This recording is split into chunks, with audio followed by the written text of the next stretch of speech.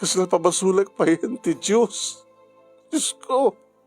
Diyos ko. Hapay no siya sinupay na giti nakasaysaya at nga tao dito'y lobong. Nakaimbag nga pulis ni Tito Rod. Nakabudbud no di ba nagserbi na.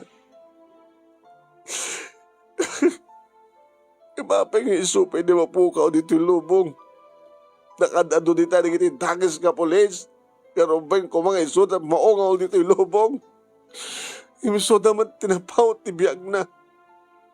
E din sa Tito Rod. Nakasaysaya at nga ama. Nakasaysaya at nga asawa. Nakasaysaya at nga pulis. Kalpasan na isumat. Di mapukaw dito lobong. Tito. Tito.